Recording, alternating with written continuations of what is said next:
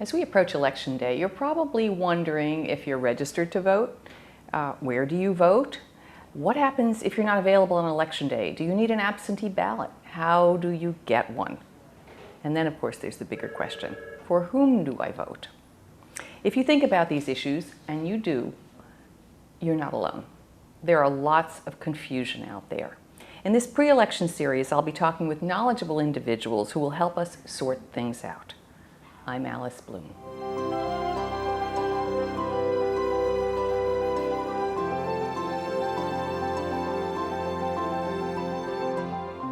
Welcome back. My first guest in our series is Ashton Stewart, who's Executive Director of the New York City League of Women Voters. Ashton, thanks for being with me today. My pleasure. Thank you for having me, Alice. Oh, it's my pleasure. It really is, and I know this is an extremely busy time for you, right? What's the countdown to the election as we tape today on October 10th? November 6th is the election day, and Friday, the 12th of October, is the registration deadline. So yes, it's been a very busy time for us trying to get the last few voters registered, and now we're putting together the voter guide for the election. So okay. Yes, we're lots really going busy. on. Lots Are people and lots. perplexed this year about whether they're registered to vote? There is a little confusion, mostly because there's a lot of states that are having identification requirement issues. Right. New York State, fortunately, isn't one of them.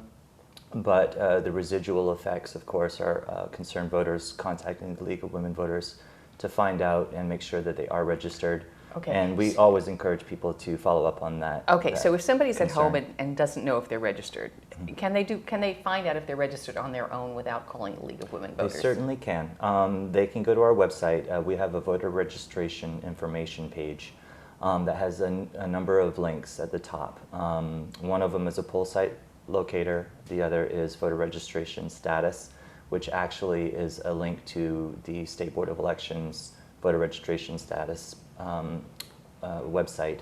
They just put in their last name, first name, date of birth, the county they reside, and their zip code, and they will find out exactly whether or not they are enrolled currently and what party they're enrolled with. And if anybody has a problem with the website or doesn't have a computer, we always welcome to call us. We have a telephone information service that's available Monday through Friday, 10 o'clock to 4 p.m. Now, do you need to be registered with a party to vote? Absolutely not. You do if you want to vote in a primary. New York State law is defined as you have to be enrolled in the party that is holding the primary. For instance, this past September there was a number of primaries, some Democratic, some Republican. I believe there was one working families and a conservative primary as well. So each of those primaries, the voter would need to be enrolled in that party. The other important piece of information regarding that is that you have to make sure you're enrolled the year prior to the primary. So for instance, if you want to change your enrollment during the election year, you would have to wait till the following year in order to vote in that primary. Okay, but to vote in the general election, which is coming up on November 6th, vote for president. We have numerous local elections as well. We're going to be broadcasting in Westchester and in New York. In New York City, there are lots of local elections.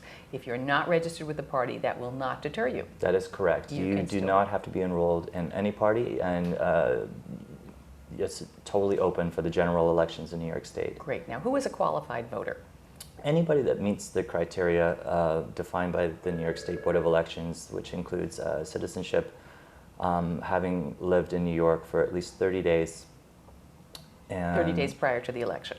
Okay. Oh, no, just 30 days, period, to get your voter registration in New York State. You have to have lived here for 30 days. A lot of people have moved from other states or, So if you didn't register by October 12, which you said is the last day to register, if you hadn't lived in New York for 30 days and hadn't registered, you're not going to be able to vote in this election. Okay, so you have to be 18 and you have to be a citizen. Mm-hmm. So if you have a green card, can you vote? No, you cannot. If you're in the armed services, can you vote?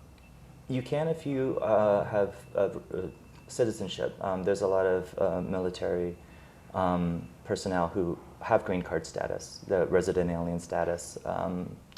I happened to be one of them way back when, but I am a citizen now. But so you have to be a citizen still. That's a requirement. To vote. Yes. If you were ever a convicted felon, can you vote? As long as you are not incarcerated or on parole, you can vote. But if you are, and if you are in prison but it's not a felony, you can vote from prison as well. Okay. If you are 18 by election day, can you vote? Yes, you can register early, and as a matter of fact, if you're going to be 18 by December 31st of any year, you can register, but you won't be able to vote until you hit your 18th birthday, so you would have to wait till the next year, but at least the registration part of it will be done already. So all our high school seniors who are 17 can register to vote and just wait till they turn 18 That's to correct. actually vote, but they can get a leg up and get the paperwork done. Sure. Yes, and we encourage that. We do a lot of voter registration at schools throughout the city, the 5 boroughs, and we encourage that. Okay, so, and you told us how we find out where we vote. We can go to the website, to the League of Women Voters website, and through the links, find out. By putting in your zip code, your address, you can find out exactly where your polling place is. Yes. Okay, people show up on election day, show up to vote, and they're not in the book. What happens? That is an infrequent problem.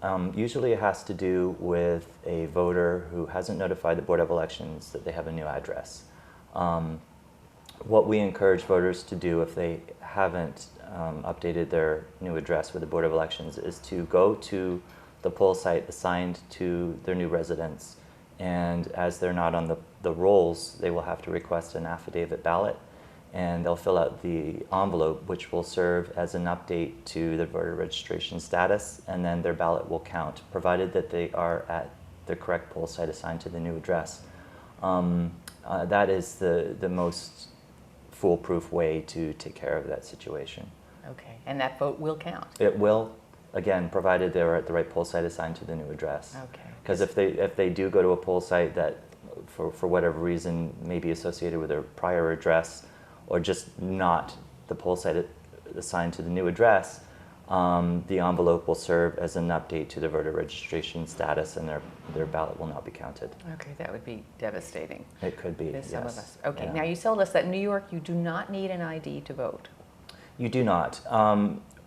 When you fill out the voter registration form, it does ask for either your last 4 digits of your Social Security number or the last 4 digits off your identification to the Department of Motor Vehicles or your driver's license. If a voter does not have that information, they can leave it blank.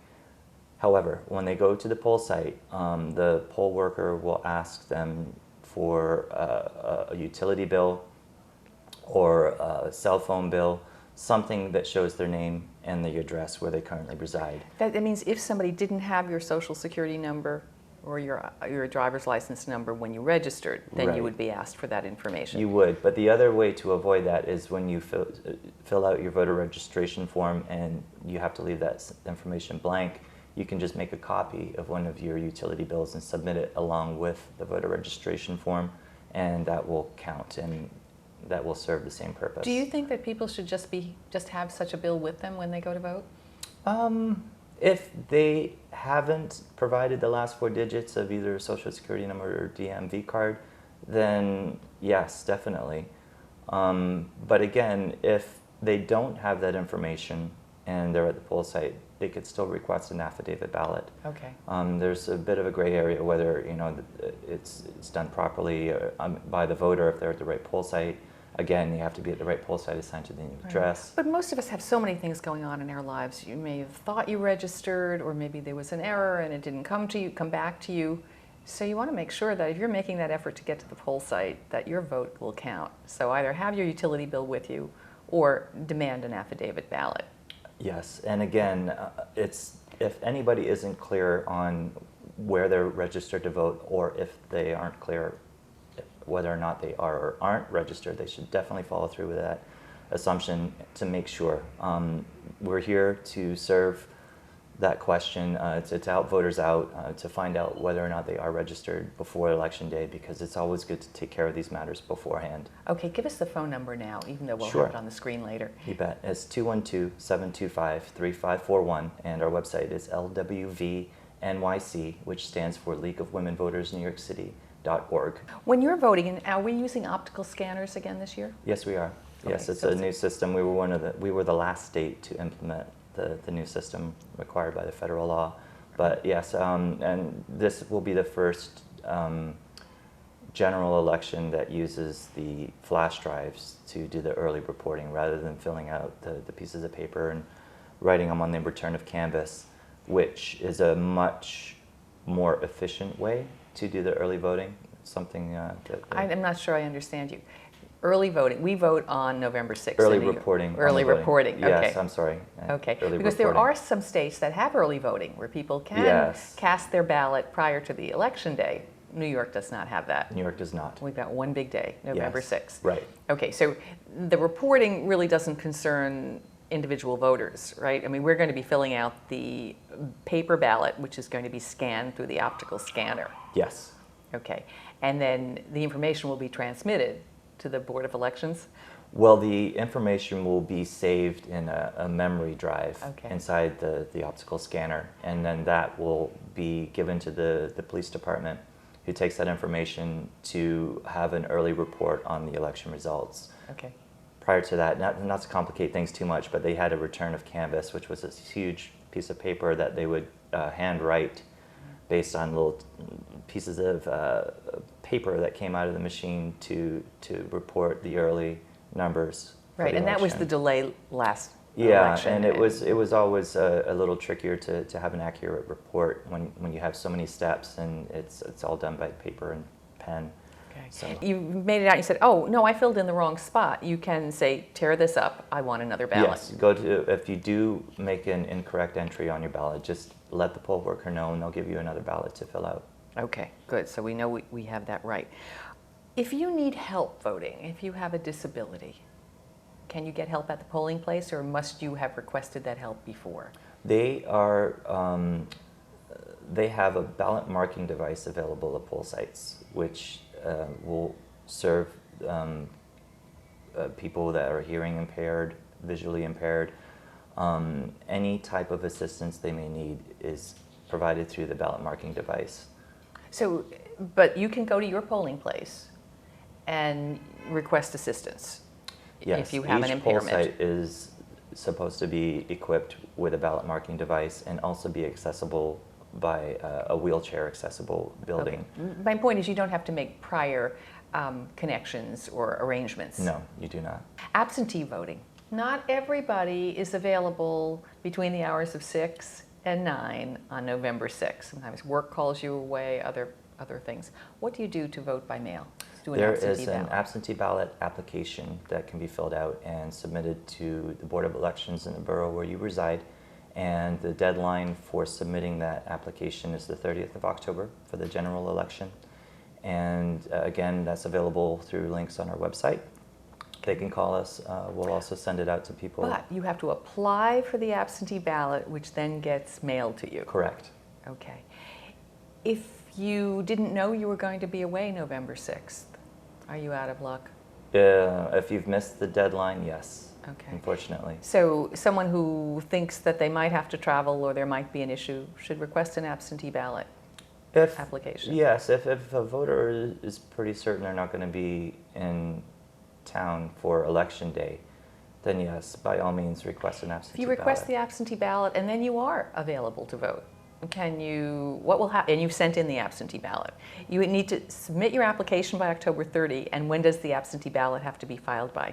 It has to be filed by the 5th, as far as The day before the day election. before the election. It has to be postmarked, or you can hand deliver it up until the 6th. Okay, so presumably if you could hand deliver it, you could also vote. Right. At the poll In person, site. right. Right, but again, I think that's to serve people that, like you're asking about, if they thought they were going to be out of town, they got the ballot, and then realized that they're still in town, they can still go ahead and return that ballot to the Board of Elections. They can just use that absentee ballot. What's early voting? Early voting is not something New York State has. So some states do have early voting. Unfortunately, it's not something we have here. Okay, do you think it's a good idea? I think any way to serve the voter is a good idea. If you can have early voting for people that aren't going to be here, you wouldn't have to go through the whole absentee ballot process. Less paperwork, less mailing. Is there any talk of implementing early voting in New York? Not that I'm aware of. See, that's a state issue. we're the City League of Women Voters, and we do work with the National and the State League as well. But some of these bigger issues are handled by the State League of Women Voters or National, depending on the case. Do you think that early voting increases the participation in voting? I haven't looked at the research. But again, I would say that any way that the Board of Elections in any state can make it easier for the voter, I think it probably would make it have a higher result.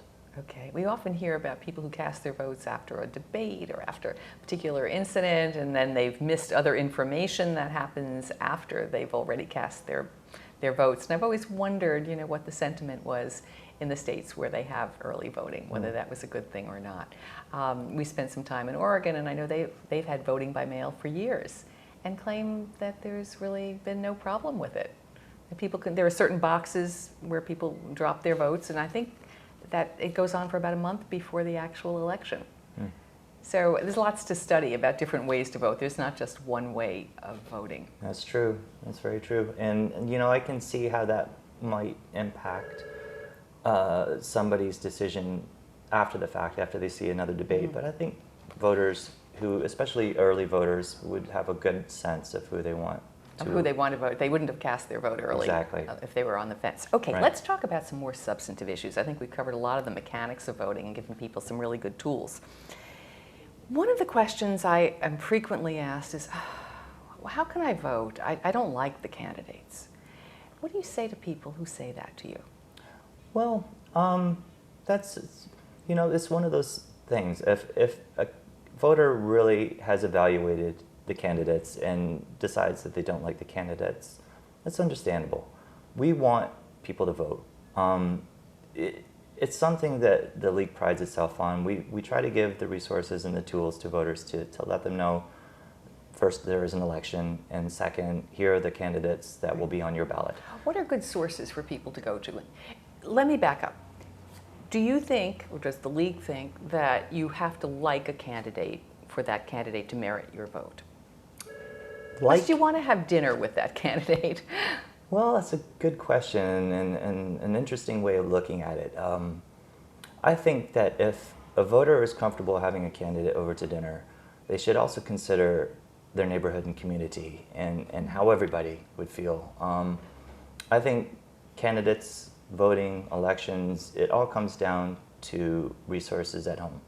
Whether it's in your home, your community, just your neighborhood, it's a whole package. Well, I guess what I'm getting at is, what are the important criteria that a voter should use for vetting a candidate? Should you look at a candidate's credentials, degrees, past work experience, other offices held, or should you look at emotional things? I like the way that person looks, or I'd like to have a drink with that person. Well, it's up to the voter, and that's the whole freedom of voting. Is it's an individual decision. You can look at different ways of evaluating criteria, and we try our best to provide that information to the voter. We have a voter guide. We use vote411.org, which allows the voter to type in their address, and you will see exactly who's going to be on your ballot. And not only that, we invite all candidates involved in New York City elections to provide us with their photograph, campaign website information, answer a few short questions. And they all answer the same questions. They do.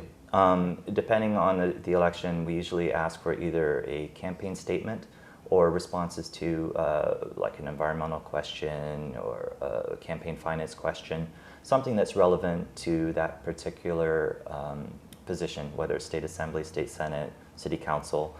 Do you give any advantage or any help to a challenger when an incumbent or a longtime incumbent is on the ballot as well? We are completely nonpartisan, so we give an equal playing field to all candidates for all races.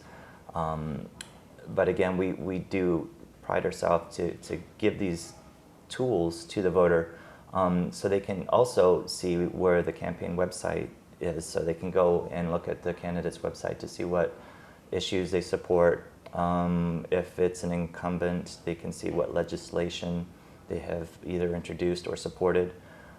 So that way they can really get a good sound decision about what candidate fits their mold and their idea of what makes a suitable representative. I guess my question is that an incumbent has more of a track record because you can find out how that person really voted on particular issues. That's true.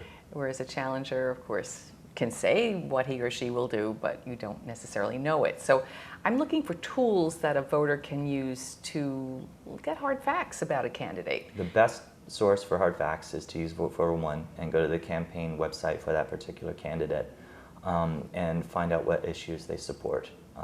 And sometimes a phone call is also necessary. Phone call to the campaign, to the candidate's campaign. Anybody could call the campaign headquarters? Sure, absolutely. That's Okay. that's another reason that we put the voter guide together, is so that way voters can really do their research. We are here to help out and get the ball rolling.